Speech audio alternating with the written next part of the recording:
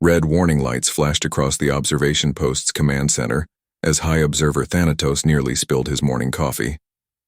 The holographic displays lit up with dozens of new contacts, ships that hadn't been there seconds ago.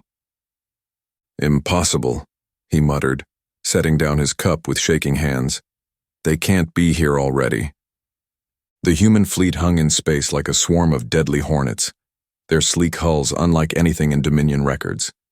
His screen showed their energy signatures clear as day, but the detection logs were blank, as if the ships had simply materialized from nowhere.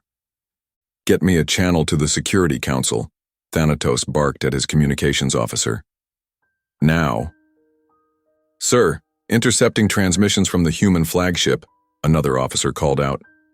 A woman's voice crackled through the speakers. "Admiral Pierce to all vessels. Position secured. Dr. Voss confirms the jump was successful. Diplomat Zhao can begin negotiations as planned." Thanatos felt his heart skip a beat. The colony was 3 months' travel from Earth, even with the Dominion's fastest drives. These humans had crossed that distance in what seemed like moments.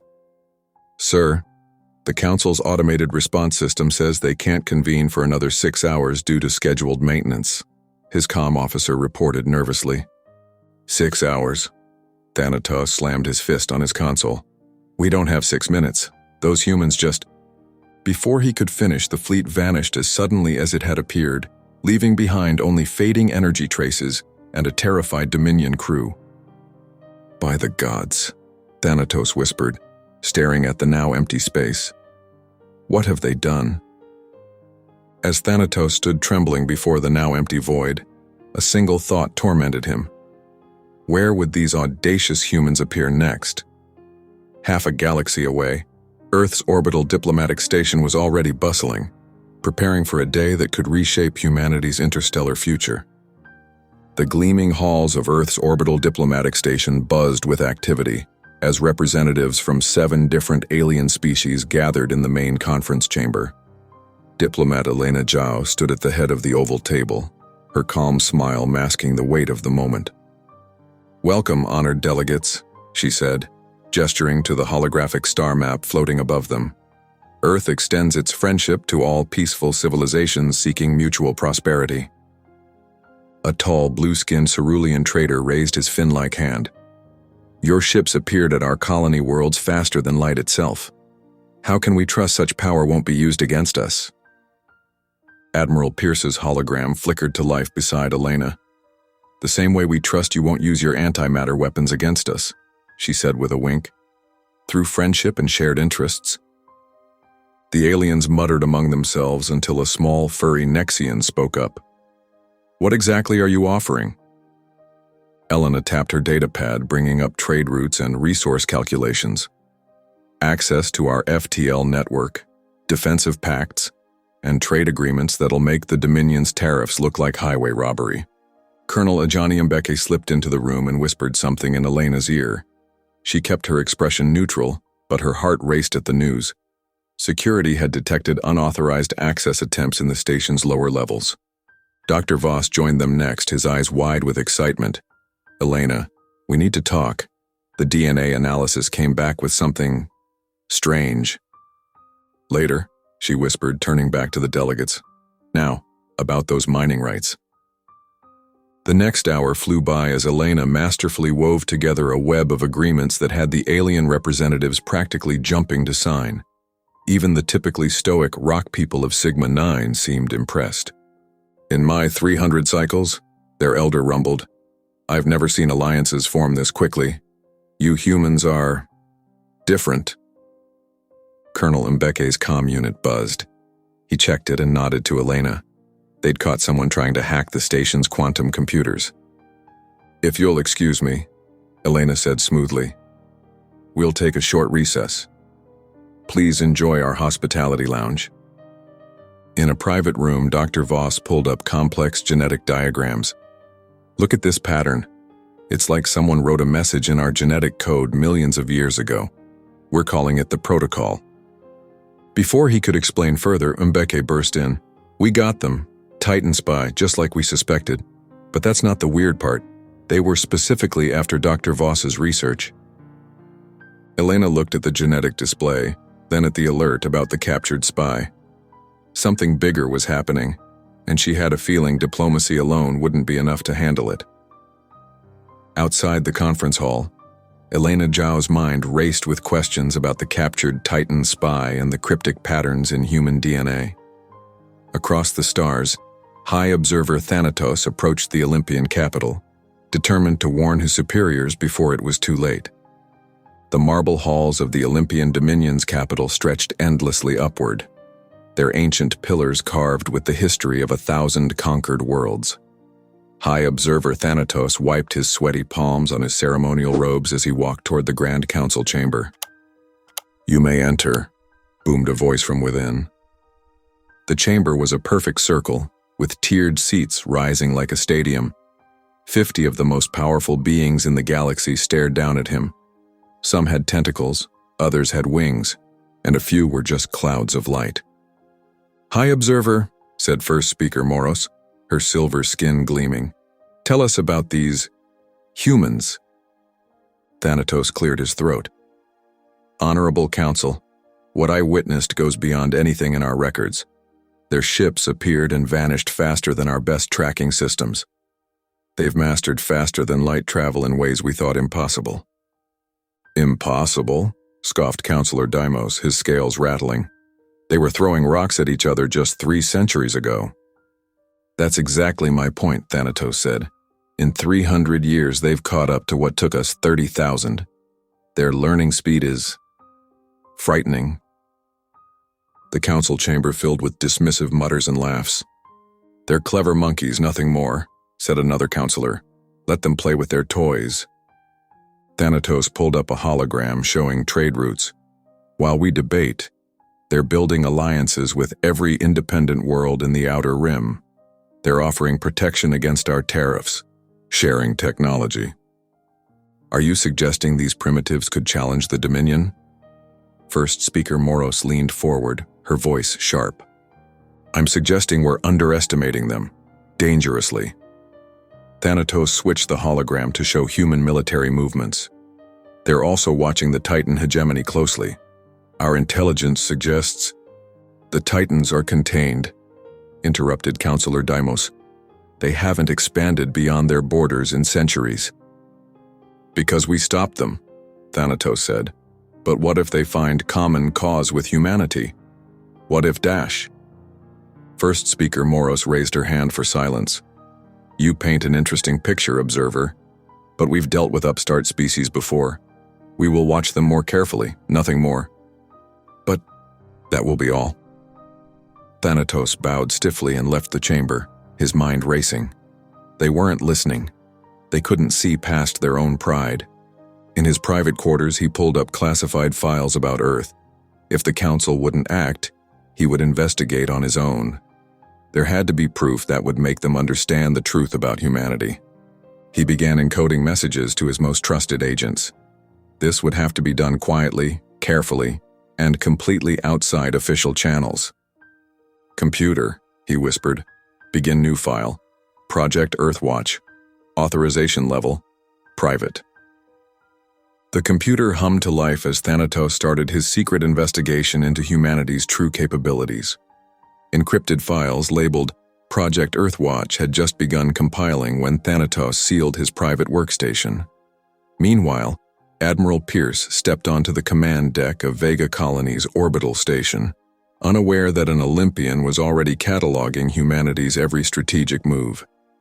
Admiral Pierce stood at the viewport of Vega Colony's main orbital station, watching construction drones zip between massive defense platforms. The morning sun glinted off their hulls like tiny stars. "Pretty impressive for a trading outpost, wouldn't you say?" She turned to Colonel Mbeke, who was studying a holographic display of the colony's defense grid. "The Titans won't know what hit them," Mbeke said, his fingers dancing across the controls. "Watch this." He tapped a command, and suddenly dozens of orbital platforms seemed to vanish into thin air. The stealth shields worked perfectly. "Nice trick," Pierce said. "But can your Marines handle them?" Mbeke grinned. "Already running drills. Here's the feed from Training Ground 6. The display shifted to show a squad of Marines flickering in and out of visibility as they moved through an urban combat course. Their movements were smooth, practiced, like they'd been using the tech for years instead of weeks. Dr. Voss burst into the command center, his lab coat wrinkled and hair messy. "Admiral, Colonel, you need to see this." He pulled up data streams from the colony's AI network. The neural interface rates are off the charts. Even the kids are picking it up like they were born to it. Through the window, they could see children in a playground running what looked like a simple game of tag. But Pierce knew better. They were actually controlling defense drones in a complex battle simulation. "It's not just easy integration," Voss said, scratching his head. "It's like the tech was made for human brains, or maybe our brains were made for it." A hollow screen flickered to life, showing Elena Zhao's face. "Admiral, those defense platforms better be ready. Our friends in the Titan territories are getting bold." "How bad?" Pierce asked. "3 scout ships just crossed into the neutral zone. They're trying to look casual, but their course brings them awful close to Vega." Mbeke pulled up the tactical display. "They probably think we're just merchants and farmers out here." "Little do they know," Pierce said with a smile. She opened a comm channel to the colony's command network. "All stations, initiate readiness protocols. This is not a drill." The response was immediate. Throughout the colony, civilians calmly moved to their assigned positions. Hidden weapon emplacements emerged from beneath peaceful-looking buildings. Merchant ships transformed into warships, their harmless exteriors falling away to reveal gun batteries and missile pods. 3 hours to full combat readiness, Mbeke reported, watching the status indicators turn green one by one. Not bad for a bunch of farmers and traders. Dr. Voss was still staring at his neural interface data. "The AI response times are incredible. The whole colony's working like one big brain." "Status of the stealth shields?" Pierce asked. "Online and stable," Mbeke said. "Those Titan scouts won't see a thing unless we want them to." A junior officer rushed in. "Admiral, multiple Titan signatures detected at the edge of our sensor range. They're definitely heading this way." Pierce straightened her uniform. "Well then, let's give them a proper welcome. Initiate Protocol 7. As the newly fortified Vega colony completed its final readiness checks, an urgent intelligence report trickled in about Titan scouts venturing ever closer. In the war halls of the Titan hegemony, Warlord Arconius marshaled his forces intent on testing these suspiciously adept human farmers. Warlord Arconius paced the bridge of his flagship, the Eternal Crusher. His massive frame cast long shadows across the polished deck as he studied the tactical display showing thousands of Titan warships arranged in attack formation. "Look at their pitiful defenses," he growled, zooming in on the human mining colony. "These soft-skinned mammals think a few orbital platforms will protect them." General Vex, his chief strategist, clicked his mandibles in agreement. "Our scouts report minimal military presence. They're miners, nothing more." The War Council gathered around the central holotable. Each member stood nearly 3 meters tall, their chitinous armor gleaming under the harsh lights. "The humans have grown too bold," Arconius said. "They expand into our rightful territories, claim resources that belong to the hegemony. It's time to remind them of their place." "What of the Dominion?" asked Fleet Commander Kaztar. "They watch these sectors closely." Arconius waved a massive claw dismissively. "The Dominion are bureaucrats and merchants. They'll file complaints while we secure our victory." Unknown to the Titans, a hidden quantum receiver picked up every word. Several light-years away, High Observer Thanatos frantically recorded the transmission. "This is madness," he muttered, typing emergency codes into his communication array. "The Council must be warned." But the Dominion's responses were maddeningly slow. "Your concern is noted. The matter will be reviewed at the next security session." Back on the Titan flagship, Arconius unveiled his battle plan. 3 waves, he announced. "First, our heavy cruisers will destroy their orbital defenses. Then drop ships will secure the surface. Finally, we strip the colony bare." "The humans will surrender quickly," Vex predicted. They always choose survival over honor. What about these readings? A junior officer pointed to strange energy signatures near the colony. They don't match our intelligence reports. Sensor malfunction, Kaztar said. Their technology is primitive compared to ours. Arconius clicked in satisfaction. Begin the advance. Show these mammals the might of the Titan hegemony. The massive fleet moved forward like a metal storm. Thousands of ships, from nimble fighters to kilometer-long dreadnoughts, accelerated toward human space.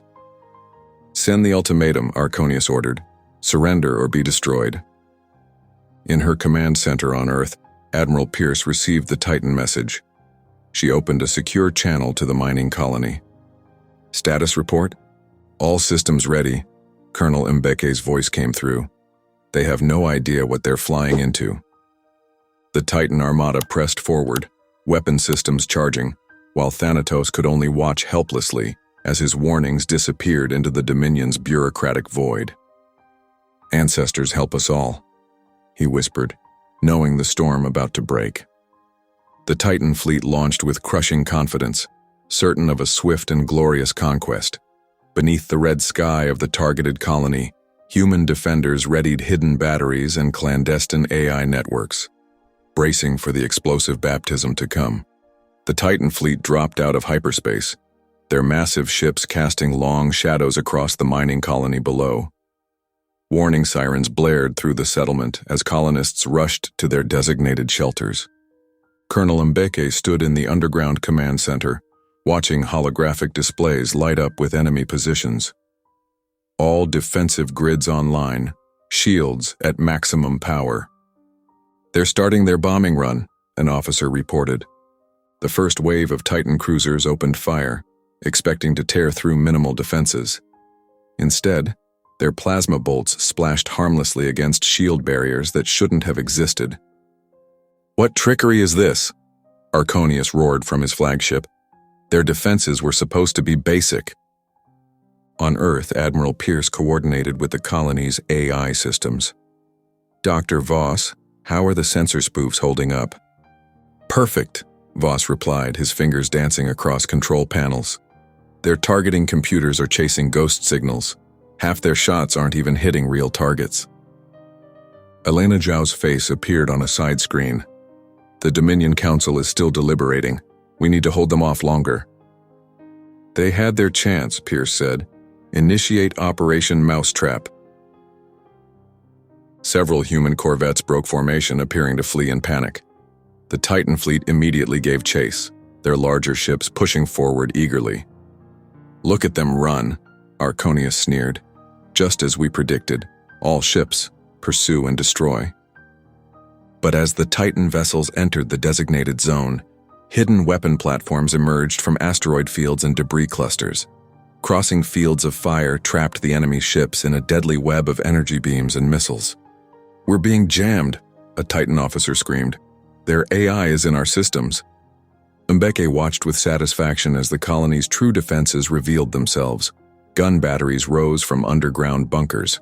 Holographic projectors shut down, showing fortified positions instead of mere mining equipment. Launch fighters, Pierce ordered. Hit them while they're confused.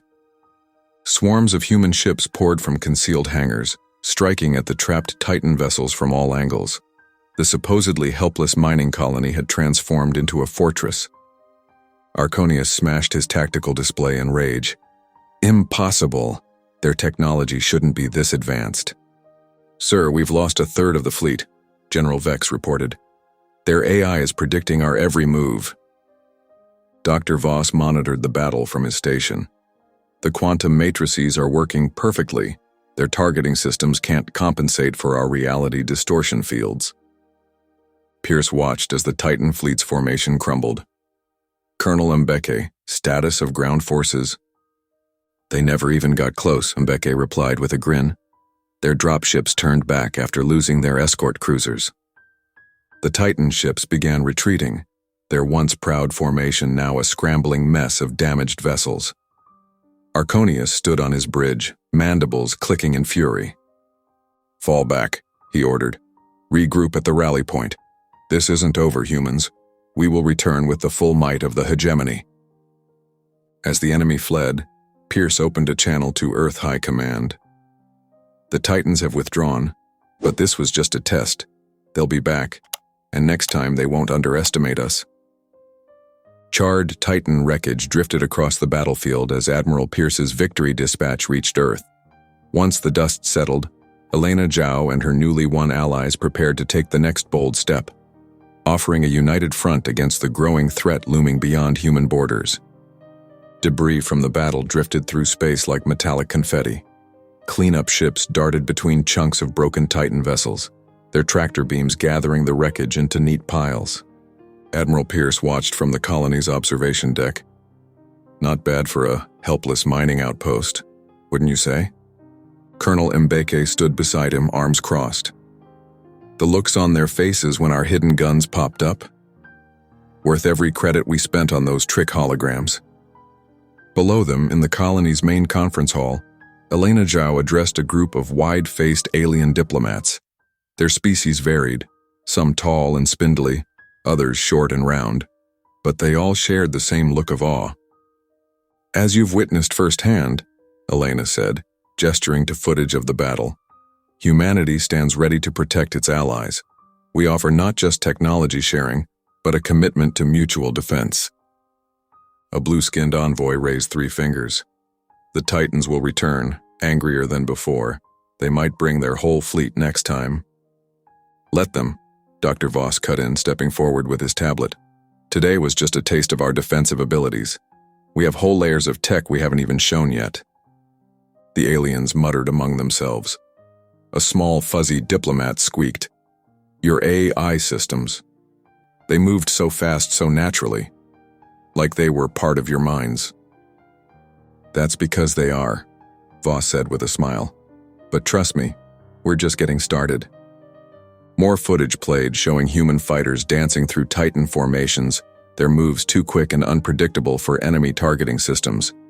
The alien delegates watched, mesmerized. "The hegemony has pushed us all around for too long," Elena continued. "Together we can stand up to their bullying. Who's ready to sign the coalition charter?" Hands, tentacles, and various appendages rose across the room. Even the skeptical blue alien joined in. Admiral Pierce watched the signing ceremony from above. "Look at that. Yesterday we were the new kids on the block. Today they're lining up to join us." "Amazing what kicking a bully's butt can do for your popularity," Mbeke said with a laugh. Dr. Voss's tablet beeped. He frowned at the screen. "Elena, you've got an urgent message. High-level encryption. It's from an Olympian source." Elena excused herself from the celebrating delegates. The message was short, but clear. High Observer Thanatos requested an immediate, secret meeting. "An Olympian wanting to meet in secret?" Pierce raised an eyebrow. "Now that's new." Elena nodded, her expression serious. "The galaxy's changing faster than anyone expected. Even the mighty Dominion is starting to notice." The cheers of newly signed allies echoed in the colony's halls, but a single encrypted message from an Olympian source stole Elena Zhao's attention. Under cover of darkness, she slipped away to a covert observation ship, where High Observer Thanatos awaited with startling revelations. The observation ship drifted silently among the asteroids, its hull coated in light-absorbing material that made it nearly invisible. Inside, Elena Zhao sat across from High Observer Thanatos in a small meeting room. His tall, silvery form seemed too large for the human-sized chair. Colonel Mbeke stood by the door, his hand never far from his weapon. The room's only sound was the soft hum of life support systems. "I must admit," Thanatos said, his voice like flowing mercury, "watching your colony's defense was eye-opening. But it's not just your weapons that interest me. It's how seamlessly your people merge with artificial intelligence." Elena kept her face neutral. "We've worked hard to develop our tech." "No." Thanatos leaned forward. "This goes deeper than mere development. We've found references in ancient archives, texts speaking of transcendental technology. Technology that becomes one with its users. as if it were made for their very genetic code. He pulled out a small projector, showing holographic symbols that swirled and shifted. These patterns, we thought they were myths, the black protocols they were called. But after seeing your quantum tunneling drives, he paused. They're real, aren't they? Mbeke shifted his weight, but Elena raised a hand to keep him calm. What makes you think these myths are connected to us? Because no species we've encountered has ever matched with advanced AI the way humans do. It's as if Thanatos' eyes glowed brighter, as if you were designed for it, by someone who came before, long before. Elena studied the spinning symbols. They looked familiar, too familiar to be coincidence. Let's say you're right. Why tell me this? Why risk meeting in secret? Because the Dominion refuses to see what's in front of them. They dismiss the protocols as fairy tales. But I've watched your people. You've found fragments of it, haven't you? A quantum-based system, left behind like a cosmic inheritance. Elena's mind raced. Dr. Voss had discovered similar patterns in human DNA months ago, structures that seemed to resonate with certain types of quantum computing. But sharing that information with an Olympian, that's quite a theory, she said carefully. But how do we know the Dominion won't use this information against us? Because if the Titans get their hands on this technology first, Thanatos' voice grew urgent. They won't show the restraint humans have. They'll use it to dominate everything. Prove it, Elena said firmly. Prove the Dominion won't betray us if we share what we know. Thanatos stood, his silver form catching the starlight from a nearby viewport. I swear to convince my superiors of the danger. The Titans cannot be allowed to unlock these secrets. Too much depends on it. Elena nodded slowly, watching his every move. The fate of multiple civilizations might hang on this conversation, and on whether an ancient inheritance could be protected from those who would abuse it. Thanatos' earnest plea for cooperation still rang in Elena Zhao's ears as she returned to Earth's orbit. Meanwhile, Dr. Voss and Admiral Pierce stood amid Antarctica's icy caverns, about to unseal evidence that ancient powers had been guiding humanity all along. Dr. Voss's boots crunched on the ancient ice as he led Admiral Pierce through the newly discovered vault, their breath frosted in the cold air, despite the heating units they'd installed.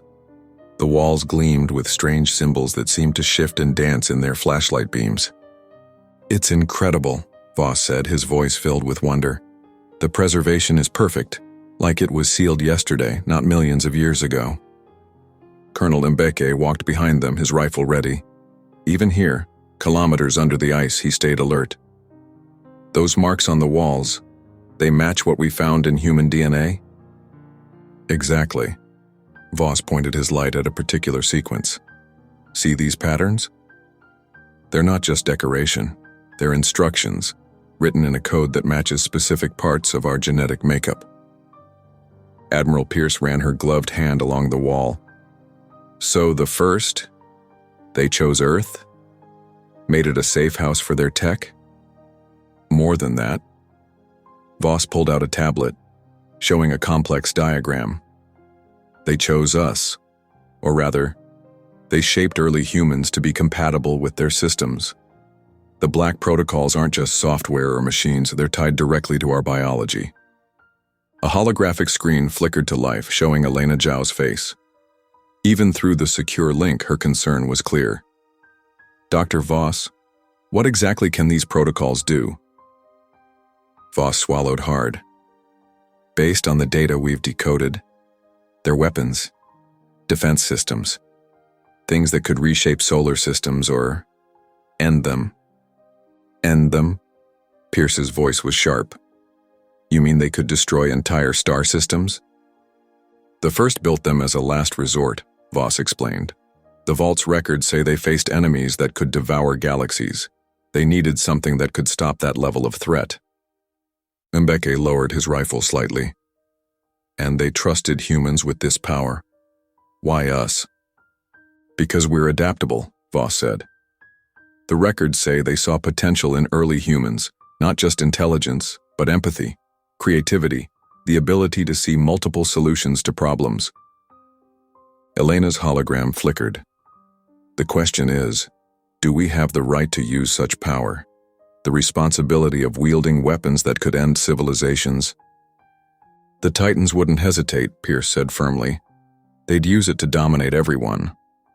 That's exactly why we need to think carefully, Elena countered. Using this power could make us just like them. Voss led them deeper into the vault, where a central chamber housed a crystalline structure that pulsed with soft light.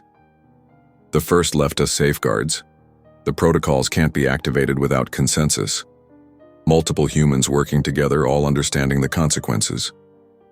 But they can be activated? Pierce asked, staring at the crystal. These black protocols, we can bring them online?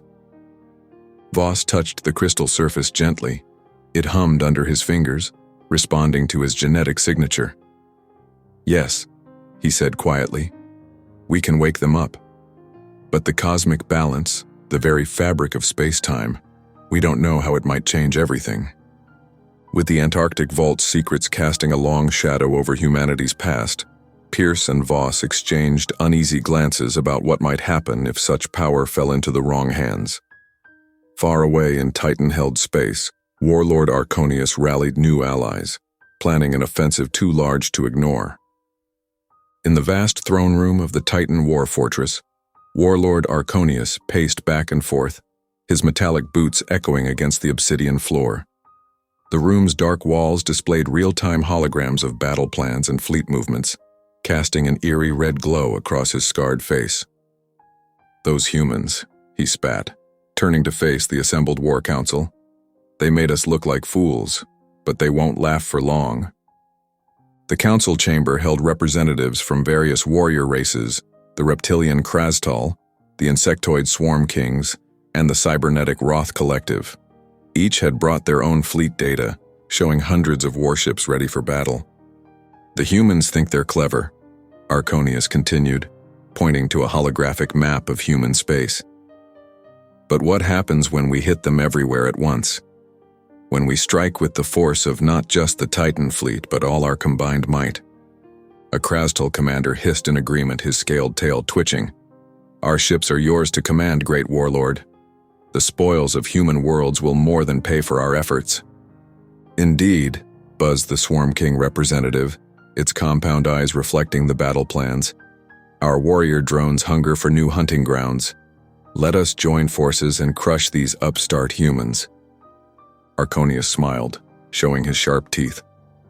Together, we have over 2,000 warships. The humans barely held off 200 in our last attack. They cannot possibly defend all their colonies at once. The War Council erupted in bloodthirsty cheers. On the main display, dots representing their combined fleets began to move into attack formation. The plan is simple, Arconius said, zooming in on specific human colonies. We split our forces into 5 battle groups. Each one hits a different colony simultaneously. While their precious Admiral Pierce scrambles to respond, we'll already be burning their worlds. A Roth Collective leader raised its cybernetic arm. What of the strange defenses they showed in the last battle?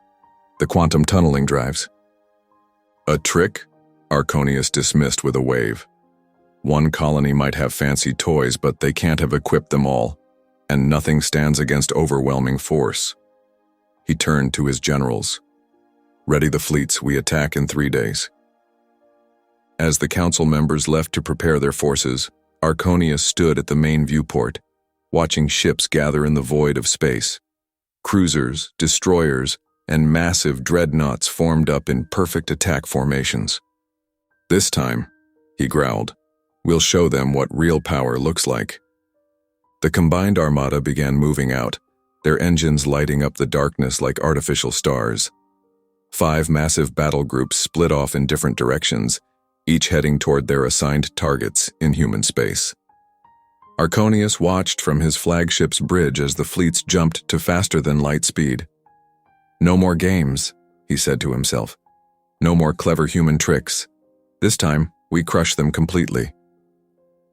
Arconius's newly forged war council dispersed, each commander carrying the promise of total human subjugation. Across human-controlled territories, Admiral Pierce and Colonel Mbeke fortified critical systems, determined that any Titan thrust would meet a decisive line in the sand. Admiral Pierce stood at the command center of Earth's orbital headquarters, her eyes fixed on the massive holographic display showing multiple star systems. Red dots representing Titan forces crawled across space like a swarm of angry hornets. "They're splitting into 5 battle groups," she said, pointing to the diverging formations. Each one could overwhelm a single colony's defenses. Colonel Mbeke nodded, his dark eyes studying the tactical overlay. "Even with our allies, we can't match those numbers. The Krastal fleet alone has over 400 ships." "Then we don't try to match them," Pierce said, zooming in on their outer colonies. "We make them chase shadows." Dr. Voss cleared his throat from his workstation. "Admiral, I've finished analyzing the vault data. We can activate parts of the Black Protocols, enough to give us an edge without risking cosmic damage." "Keep that as our backup plan," Pierce ordered. "For now, we play this smart." She turned to Elena Zhao, who was speaking with alien representatives via hologram. "How many ships can our allies spare?"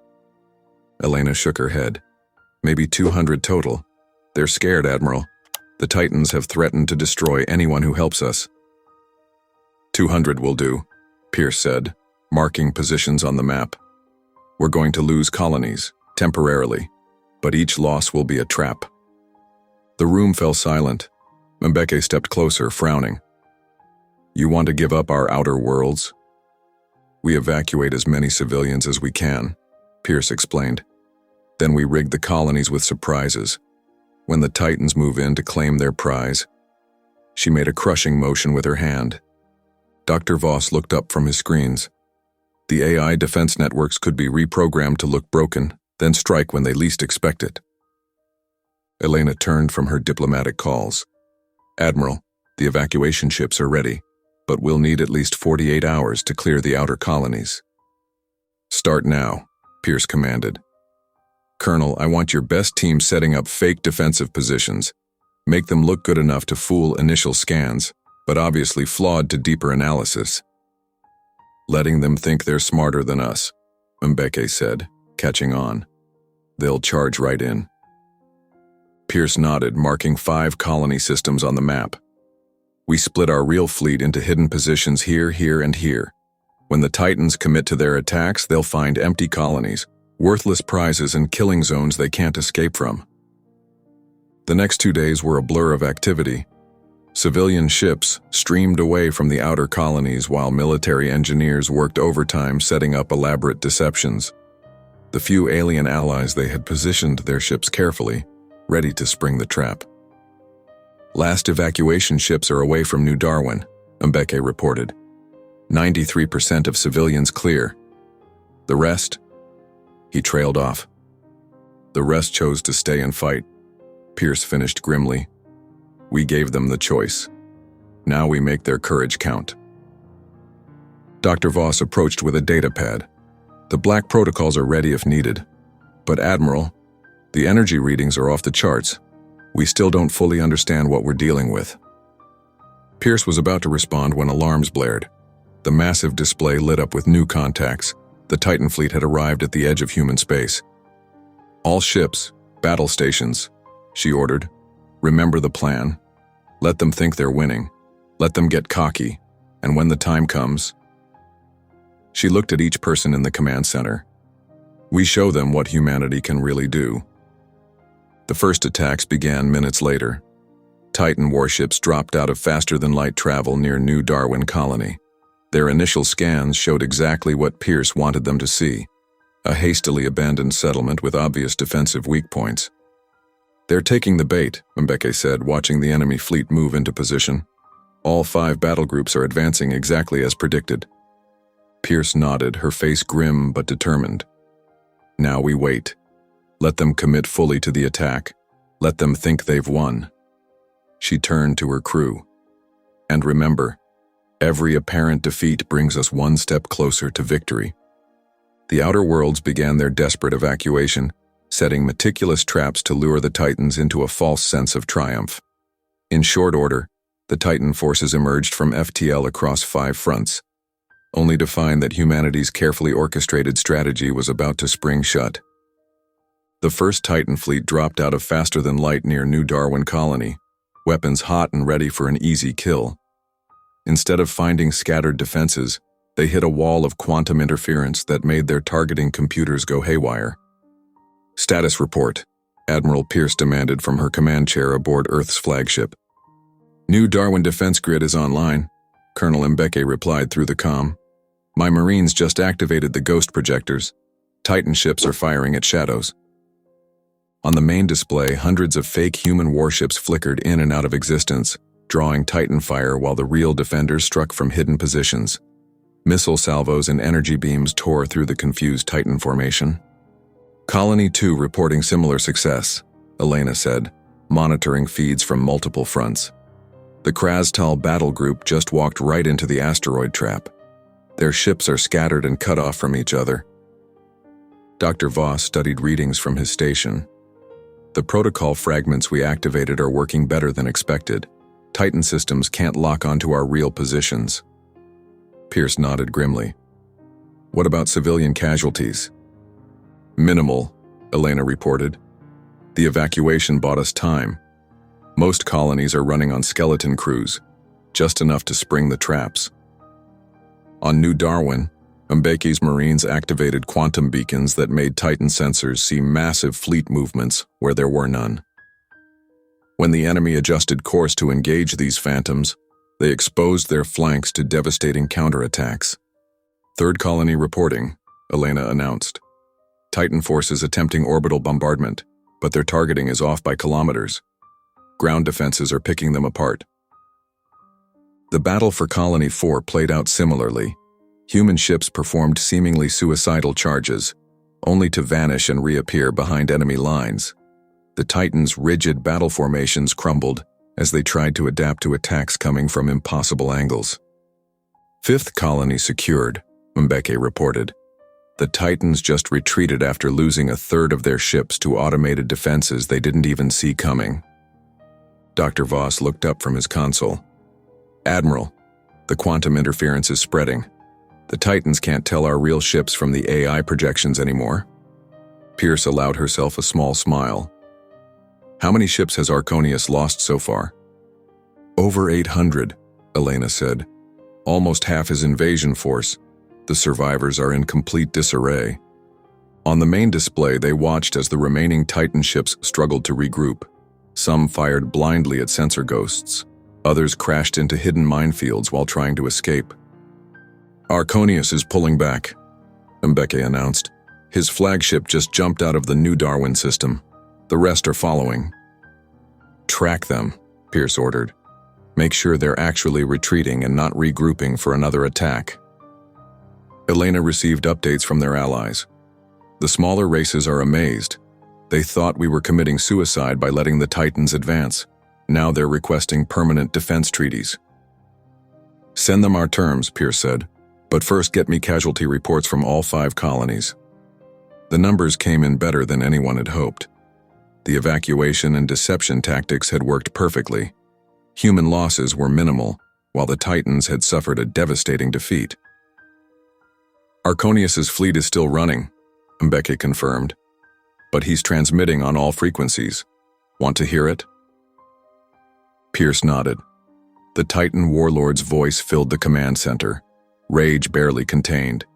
This isn't over, humans. You've only delayed the inevitable.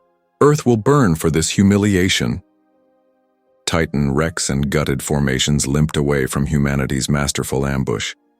Yet even battered predators are dangerous, and their eyes now turned to Earth itself, forcing Admiral Pierce's hand to unearth the final safeguard hidden beneath the Himalayan mountains. Deep beneath the Himalayas, in a bunker carved from ancient rock, Admiral Pierce watched Dr. Voss work at a console that looked too simple to hold such power. The room hummed with energy that made her teeth tingle. Are you sure about this? Colonel Mbeke asked, his hand resting on his sidearm out of habit. Once we wake these protocols up, we might not be able to put them back to sleep. Dr. Voss finished, his fingers hovering over the activation sequence. but the Titans aren't giving us much choice. The blast doors opened with a hiss. Elena Zhao hurried in, followed by a tall, gray-skinned figure that made everyone except her tense up. High Observer Thanatos is here as our witness, Elena announced. The Dominion needs to see what we're capable of. Thanatos bowed slightly. I admit I never thought I'd stand in a room where myths become reality. Let's hope they stay myths after today, Pierce said. She nodded to Voss. Do it. Dr. Voss took a deep breath and pressed his palm against the console. The room's lights flickered as hidden machinery roared to life. On the main screen, waves of energy spread out from Earth like ripples in a pond. By the stars, Thanatos whispered. His usual composure cracked as he stared at readings from his personal scanner. The fabric of space itself is bending. Mbeke pointed to a secondary display. Those energy patterns look like brainwaves. They are brainwaves, Voss confirmed. Human brainwaves. The protocols aren't just technology. They're alive. They're reaching out to us. Elena studied the data streaming across her tablet. The quantum signatures match what we found in human DNA. We really were meant to find this.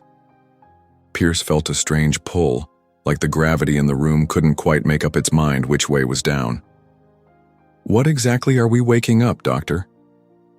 Tools left behind by beings who could reshape reality, Voss said. The first didn't just leave us technology, they left us their power. Thanatos stepped closer to the main display, his movements careful in the shifting gravity. If you can do this with a partial activation, a full activation could rewrite the laws of physics, Voss finished. We could end the war in seconds. Or end everything else, Mbeke warned. Power like this. No one should have it. Elena's tablet chimed with an urgent alert. Her face went pale as she read the message. The Titan fleet just jumped into the solar system. Hundreds of ships, maybe thousands. Time estimate? Pierce demanded. Hours at most before they reach Earth. Pierce looked at the rippling energy patterns, then at her team. Dr. Voss, can we shut this down if we need to? I don't know, he admitted. The protocols are integrating with Earth's magnetic field. They're spreading faster than I expected. The room fell silent except for the hum of power and the soft beeping of alerts. They all felt the weight of the moment. Humanity stood at a crossroads between godlike power and potential destruction.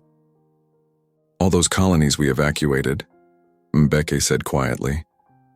All those battles we fought. It was leading to this. Thanatos straightened his robes, trying to maintain dignity despite the unstable gravity. My people once dreamed of such power. We searched for centuries but found nothing. Yet here you stand, after barely reaching the stars. Another alert cut through the tension. Elena read it and looked up with fear in her eyes. Admiral, the Titan superfleet is accelerating. We have less time than we thought. The Black Protocol stirred with ancient might, humming against the Earth's crust as Dr. Voss initiated partial activation. Overhead, Titan dreadnoughts began to darken Earth's orbit, poised for a catastrophic final assault that could shatter the homeworld forever. Red warning lights flashed across Earth's orbital defense platforms as Titan warships materialized at the edge of the solar system. Admiral Pierce watched from her command center as thousands of enemy signatures appeared on the tactical display. They're spreading out in attack formations, Mbeke reported from the ground command bunker. Multiple vectors, trying to overwhelm our defense grid. The first salvos lit up space like deadly fireworks. Earth's quantum-enhanced defense lasers carved through Titan ships with devastating precision, but the sheer number of enemies meant some got through. This is diplomat Elena Zhao broadcasting on all frequencies. Elena's voice rang out across communication channels. Warlord Arconius, you still have a chance to withdraw. The loss of life will be catastrophic for both sides if you continue. The only response was another wave of Titan warships accelerating toward Earth. Dr. Voss's hands flew across his console as he monitored the Black Protocol's integration with Earth's defenses. The quantum field is strengthening our weapons, but it's becoming unstable. We're pushing it too hard. A massive explosion lit up the orbital displays as a Titan cruiser rammed through a defense platform. Pierce gritted her teeth. Focus fire on their troop carriers. We can't let them establish ground forces. But the Titans kept coming. For every ship destroyed, 2 more took its place. The defense grid was holding, but sections were starting to fail under the endless assault. Down in the underground shelters, families grabbed weapons and ran emergency drills they'd practiced countless times. Children as young as 10 moved with grim determination, helping to set up medical stations and load ammunition. Multiple breaches in sectors 7 through 12, Mbeke announced. They're launching drop pods toward major population centers. Pierce watched in horror as streams of Titan assault pods burned through Earth's atmosphere. The ground-based lasers caught many, but not all. All units, prepare for ground combat. This is not a drill. Elena made one final broadcast. You've made your choice, Arconius. Remember, you forced our hand. The first pods crashed into cities worldwide with thunderous impacts. Sirens wailed as civilians rushed to fortified bunkers. Marine teams deployed in powered armor, racing to contain the landing zones. Dr. Voss looked up from his readings with alarm. Admiral, the protocols are reaching critical levels. If we push them any further... We hold the line, Pierce cut him off. Whatever it takes. The battle for Earth had begun. Humanity's last stand would be fought in the streets of their cities, in their skies, and in orbit above their homeworld. They would not go quietly. Red alarms blared as Titan drop pods scorched into the atmosphere, each carrying unstoppable shock troops. On the planet's surface, everyday men, women, and children readied for the invasion with a surprising unity of purpose only humans could muster. Smoke filled the streets of New Delhi as Titan drop pods crashed through buildings. Colonel Mbeke watched from his command vehicle as civilians moved with startling efficiency, exactly as they'd practiced in countless drills. Team Alpha, funnel them toward Chandni Chowk, he ordered. Beta Team, get those shield generators online. Teenagers piloted swarms of mini-drones, creating a virtual map of Titan movements. Their fingers flew across control panels with practiced ease, as if they'd been born for this moment. Sir, the market district is secured, reported Mrs. Patel, a 65-year-old shopkeeper who now commanded a neighborhood defense unit. We've got AI-guided turrets covering all approaches. In Sao Paulo, office workers transformed their skyscrapers into deadly traps.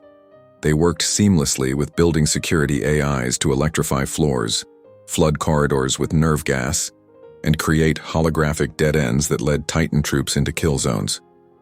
They're trying to establish a landing zone in Ibirapuera Park, a young militia captain reported.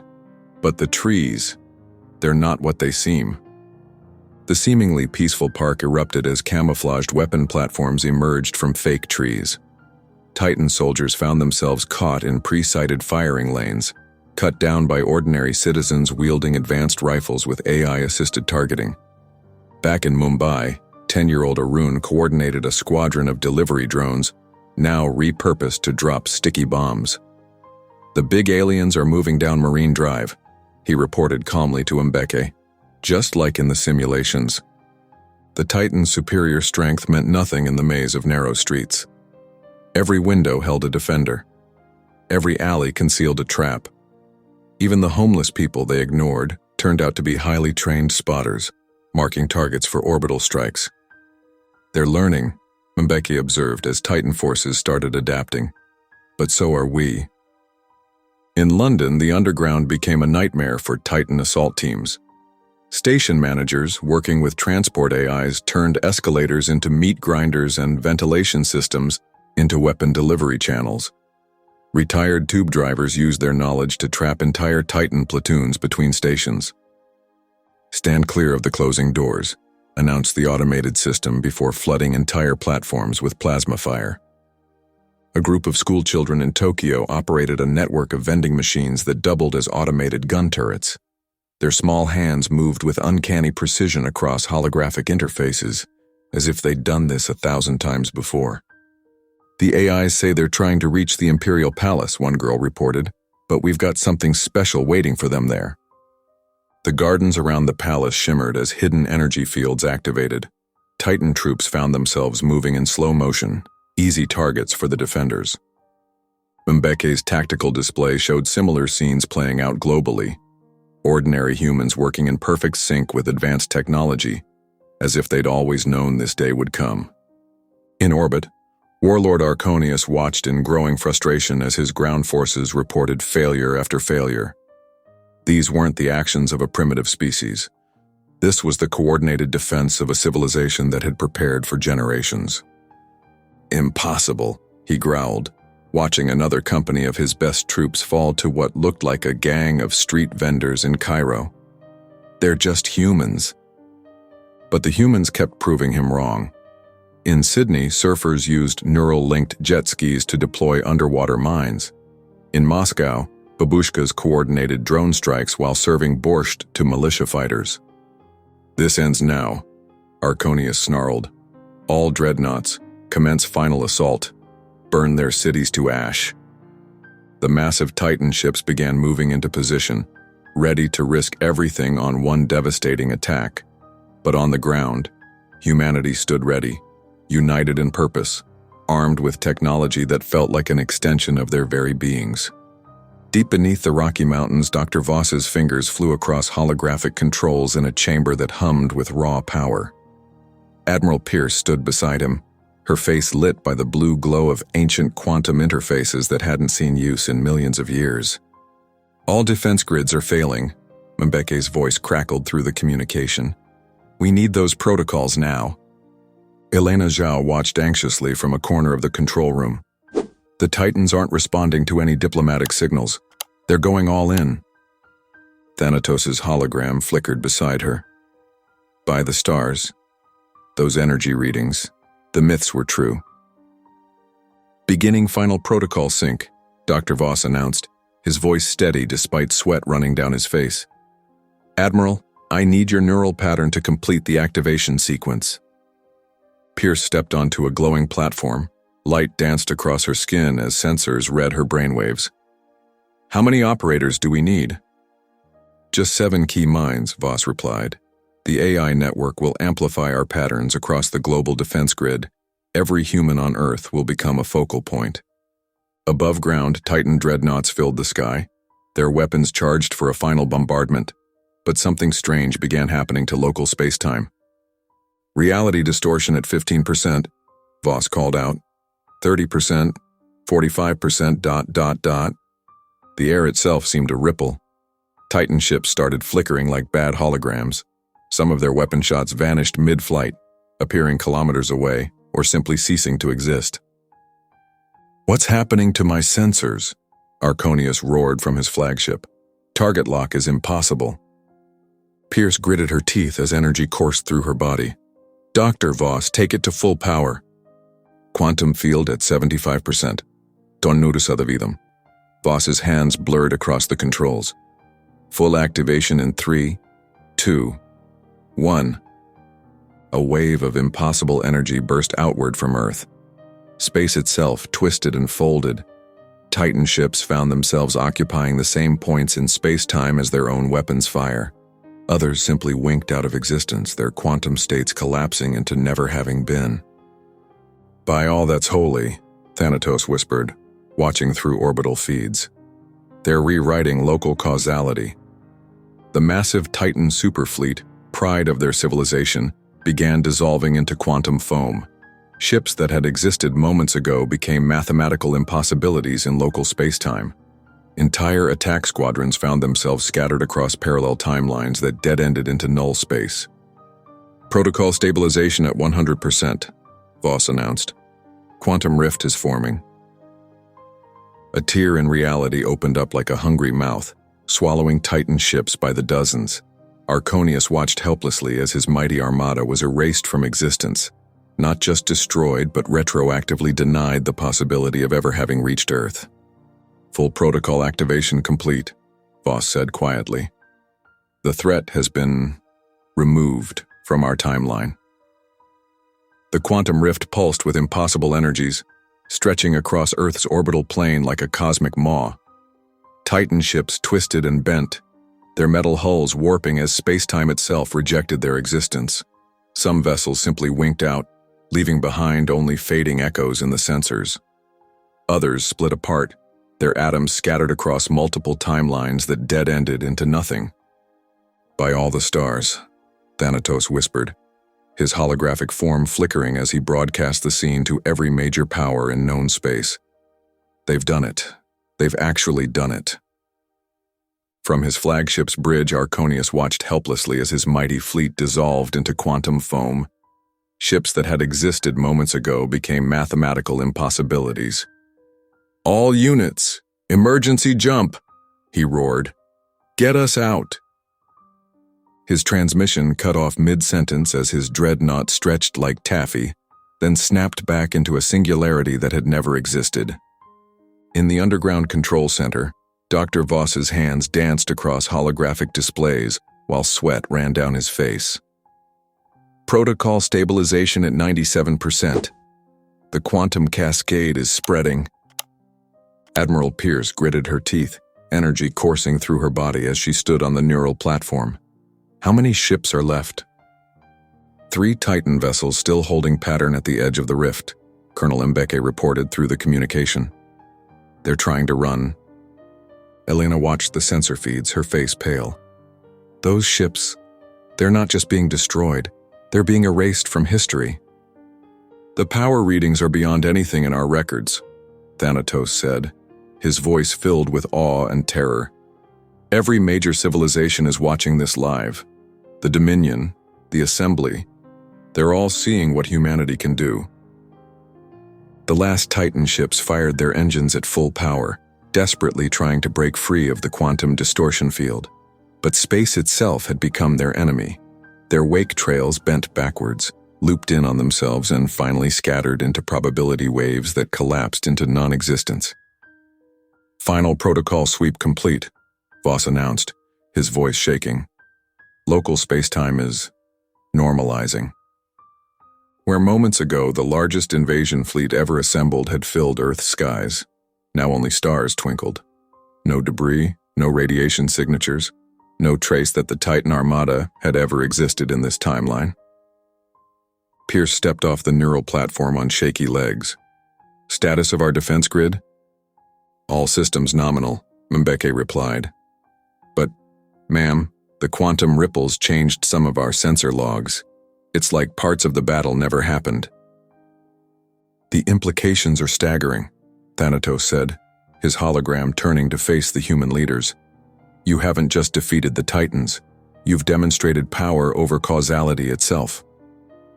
Elena moved to help steady Pierce. "The question now is, what happens when the rest of the galaxy processes what they've just witnessed?" The control room fell silent as the weight of their actions sank in. Through the quantum-enhanced displays, they could see the stars shining peacefully where moments ago thousands of ships had burned.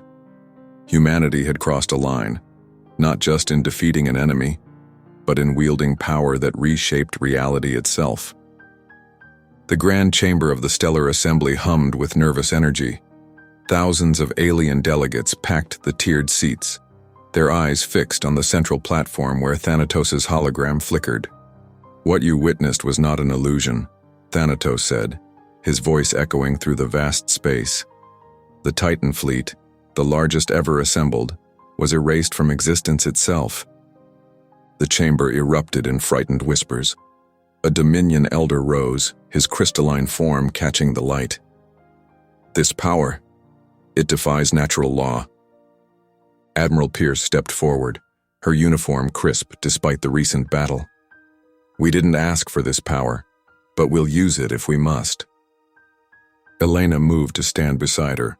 "The old system of domination and fear ends today. We propose a new path, one where all species work together." Shouts of protest filled the chamber. A hulking delegate from the warrior clan slammed his fist down. "You would threaten us into submission?" "No," Elena said firmly. "We offer protection, partnership, a chance to explore the stars together instead of fighting over them." Dr. Voss activated a holographic display, showing the quantum distortions that had consumed the Titan fleet. The Black Protocols aren't just weapons. They're tools that could benefit all species, if we cooperate. Colonel Mbeke stepped up. Choose carefully. We don't want to use this power again, but we will if anyone threatens galactic peace. The assembly fell silent as the implications sank in. Humanity held the power to unmake entire fleets, to rewrite local reality itself. They could enforce their will absolutely, yet they offered cooperation instead. The Dominion recognizes Earth's authority, Thanatos declared, shocking the chamber. And I personally believe this may be our only chance for true unity. One by one, the delegates rose. Some spoke of fear, others of hope, but all recognized the truth. The age of conquest was over. Humanity's guardianship, backed by the terrible power of the Black Protocols, would ensure it. Elena addressed the chamber one final time. We stand ready to help build this new future, but know that we're watching. The protocols remain active, a reminder of what happens when violence replaces dialogue. Pierce nodded grimly. Let the galaxy remember the Titan's fate. Choose peace or choose oblivion. The assembly voted overwhelmingly to accept Earth's terms. A new era had begun, with humanity as its reluctant but determined guardians.